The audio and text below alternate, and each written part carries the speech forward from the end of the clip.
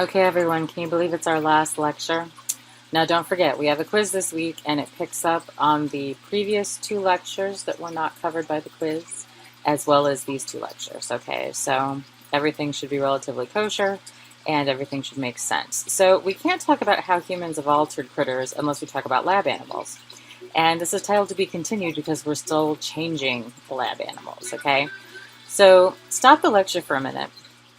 And I want you to think about what traits a lab animal would have to have. Okay, what would it need to be successful if it's going to be grown in a lab and used in science? As you might think, it has to be able to reproduce quickly. You can't use something as a lab animal if it has one generation every 200 years. I laugh because I used to work on spruce trees, and that was about their reproductive rate. Needless to say, I didn't really do many experiments where I actually altered conditions. I tended to focus just on what was there. So they have to be able to reproduce quickly. They have to be able to live in a lab setting easily. If they're super finicky, it's going to be a problem. They obviously have to be able to have many children, and then their genomes have to be able to mutate. Okay, so if you think about the lab critters we use today, we think of things like fruit flies, and we think of rabbits, and we think of Arabidopsis and plants. All of these kind of fit this description. Now, initially, lab creatures were used mostly out of curiosity. And I got to tell you, I'm an animal lover, and so thinking about the torture those poor guys have gone through always makes me sad. Now, these days, though, because people now realize that they feel pain, sensation, loss, etc., animal research has been kind of controversial ever since. Now it's much, much, much more regulated. Okay, and so the animals tend to be treated well. And so I'm going to show you guys a video, actually, and I'm going to have a couple of them attached to this lecture I want you guys to watch because they're actually pretty interesting. Okay, so animal research has been controversial. Some people think it's a necessary thing. Other people feel it's not necessary. I realize that it is necessary because we can't start experimenting on humans anytime ever again, because that would be a horrible thing to do. And so nobody wants to sign up, though, to be necessarily a guinea pig for something new unless they know it's safe. Okay, and the reality is you can't know if something's safe unless you test it. So obviously you know what my feelings are, and there's no wrong answer to this. Everybody has different feelings. We do tend to use animals in education these days, as well as in research. We'll talk about some of the most commonly used animals and why they were chosen, and you'll probably notice that they tend to have those traits that we talked about in the last slide. And an interesting story I'll actually tell you. Now, personally, the reason I don't do research, the reason I focus my research on plants is because I personally don't want to work with animals just because I feel so guilty. However, again, and I know of other scientists that have done the same, but I realized over time that plants are awesome, and we don't give our plant brethren enough credit. They actually are pretty amazing. Fruit flies, also don't mind working on those, other than the fact that you have to get up early in the morning to collect virgins. And so that's the thing if you're going to conduct experiments, and I couldn't do that. However, back in the day, fruit flies are one of the first experimental critters. Okay, they were used by a scientist named T.H. Morgan, and he focused on fruit flies, looking at eye color, and he realized one of the first sex-linked genes was eye color. Okay, more recent research is focused on things like bristle number, fitness, body color, vestigial wings, all sorts of other good stuff. Flies, like you would expect, they're easy to rear in a lab. I will tell you, if you have them in your kitchen anywhere and you want to look, maybe this means I'm a strange person, but I'll start looking at the fruit flies to try and see what color their eyes are. And so if you can catch them and look at them fast enough, or if you can swat them, okay. Yes, I have had a few ripe bananas in my time that I wasn't paying attention to that attracted some fruit flies. But as soon as I saw them, of course, I got rid of them. However, I was staring at the fruit flies trying to figure out what color the eyes were. Maybe that's means I'm in the right field, or I'm not really sure. My husband just calls me his favorite little nerd, so we'll go with it. Now, guinea pigs, I can tell you I have 9 of them in my spare bedroom because I have a small animal rescue. I might have told you that before. And nobody ever wants the adult guinea pigs. They just want the small, cute ones. Well, initially they were domesticated first as pets. Okay. Eventually they were inbred to create wild or pure lines. Okay. You can see here the wild ones are shown on the left, and those that are tame and domestic are on the right. certain traits happen with domestication. One is coat color changes. Okay. Secondly, obviously tameness. Third, ears tend to be floppy. Okay, that's a sign also of domestication. And so these guys definitely fit that. Now, they were and are used in science, and they're used at University of Michigan. Again, having mixed feelings about them, but I will tell you, I talked to the vet who actually manages the populations, and she said they're used only when very necessary. They're very well cared for, and they try to make sure that they don't suffer as they go through the experiments. And so there's one person that actually oversees all of the guinea pigs that are used in experiments, and she is a very compassionate, nice lady. So after talking with her, I got to tell you, I felt much better. Rats, of course, were also used in science, and they were also domesticated as pets first. And so rats are pretty intelligent. And I've had them as pets, many, many years ago. And during college and so forth, I would rescue them from the animal labs when they were done with them. Initially, they were inbred to create pure lines. Okay, now one of the videos I'm going to have you guys watch at the end, it's super cool. I want you to watch it.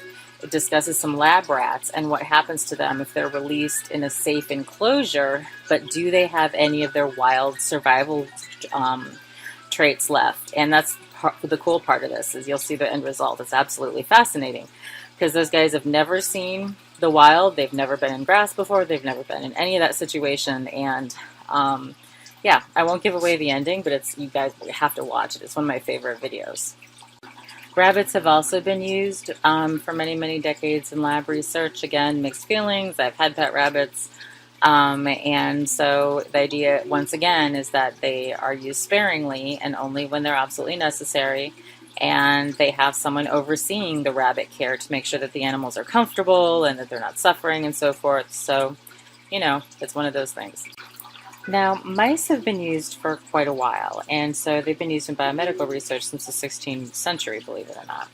So William Harvey used them in his studies for reproduction and blood circulation. Robert Hooke used them to investigate consequences of increasing air pressure. Joseph Priestley and Anton Lavoisier tried to use them, or both used them to study respiration. And believe it or not, Mendel, the father of genetics, tried to use them to look at mouse coat color. But what started to happen is that coat color didn't follow his pea plant experiments, and it's because it's more complex with mice. And eventually, he was asked to stop breeding these, quote, smelly creatures that, in addition, copulated and had sex, unquote. That's from a book, guys. Don't get mad at me. That was what they told him when they asked him to get rid of them. Okay? Now, these days, there's hundreds of established inbred, outbred, all sorts of strains. Okay, they're accomplished through inbreeding. They have different genotypes. I think there's over 400 standardized inbred strains that are currently used in science. Okay, so, and of course, the laboratory mouse genome has been sequenced. Okay, and they are very similar to us in some ways genetically, which is why they are often used in research. So again, don't experiment on humans, so we use the mice because there's a lot of similarities between us and them, even though it might not seem like it. Now, when it comes to plants, things get to be a little bit different in the sense that Arabidopsis thaliana tends to be what's known as the lab rat of the plant world. Okay, and so this was initially discovered in 1873. Okay, well, initially the plant was discovered by Johannes Thal, thus the name Thaliana, in the mountains in the 16th century. Okay, it's gone through a couple of name changes. Eventually, the first mutant was reported in 1873. Then they started publishing its chromosome number. Then they kept building and building and building on their particular experiments. So Arabidopsis has been sequenced. The genome's been sequenced, so we know what the genes are. If you guys are curious, you're welcome to look it up. But it does well in the lab, reproduces quickly, has a ton of offspring, much like all of the required characteristics for critters grown in the lab. And then, of course, the seeds are really small and really hard to count, but they're there. Okay, so you can manipulate them, even though it's a bit of a challenge. But when it comes to plants, we don't have a whole lot that are necessarily recognized as research for plants. So, I mean, we do research on agricultural crops, but that kind of depends on each company and so forth, and not necessarily all on academic work. So it's kind of interesting how the two fields' trajectories differ. Now, many microbiologists will tend to use E. coli as their ideal study critter, And as you would expect, it's easy to grow in a lab. It's actually found everywhere. It can be propagated and studied in a lab. We know that the genome consists of 4.6 million base pairs, and that encodes about 4,000 different proteins. Okay, now the human genome, by comparison, is about 3 billion base pairs and encodes 100,000 different proteins. So this kind of gives us a nice little, comparison. So we also know that you can get many mutants. I've worked with E. coli in labs, transforming bacteria and so forth. And so, definitely works well as a lab creature. So as you might remember from basic bio that you tried to forget long ago, yeasts are the simplest eukaryotes, okay? So remember we talked about E. coli, well those guys are prokaryotes because they don't have a nucleus. These guys are the simplest of the eukaryotes, and therefore they have, there's a big advantage to studying them. So they have about 12 million base pairs, okay, about 6,000 genes. The genome is about 3 times larger than the E. coli, okay, but yet it still is more manageable to work in a lab. These guys are relatively easy to grow, okay, and they've been used for quite some time. And so they will divide, by the way, as frequently as every 2 hours. And so you can have an entirely colony grown from a single cell, just like you can with E. coli. And if I remember correctly, by the way, E. coli, I think that they can divide and reproduce every 20 minutes. So I don't know about all of you, but when I was in college, I used to let pizza sit overnight out and then without putting it in the refrigerator, and then start munching on it the next day for breakfast. Once I took a micro class and learned this, I seriously reconsidered my practices. Anyway, just a thought. Now the HeLa cells tend to be cell lines that you can grow in a lab. And the HeLa cells, by the way, came from a woman named Henrietta Lacks.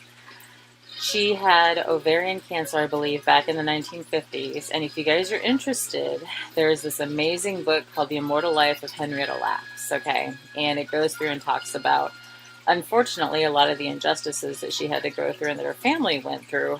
But yet, despite all of that, her cells have been and are still being used to study cancer. Now, I have mixed feelings about this. I don't work on cancer. Even if I did, I never would have realized the history of the HeLa cells. But I always feel we should be very cognizant of history so we don't repeat it, okay? And know what happened so we don't make the same mistakes again. So, again, The Immortal Life of Henrietta Lacks. It was written by a woman named Rebecca Skloot. And definitely read the preface, because it talks about all the things she had to go through to actually write this book and what she's tried to do with the funds from it since, which is to help Henrietta's ancestors and her family. So definitely worth the read. I'm also going to post a video that talks about the HeLa cells as well and shows how cell lines can differ if they're cancerous versus not cancerous. And it's called Cells Behaving Badly, I believe. And I'll include that at the end of this lecture. So please watch that as well. Now, C. elegans is another critter that's constantly used in labs, and so the genome is about 100 million base pairs. One thing I forgot to define, a genome is simply every single genetic pattern within an individual. Okay, when you hear genome, it's basically all of their genes.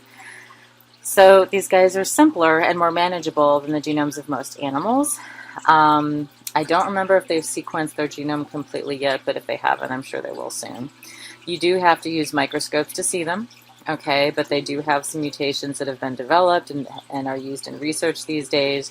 And so it's definitely also an important feature for studying animal development because they're relatively closely related to animals. So something you may or may not see a lot of, but these guys are becoming more frequently used in labs too.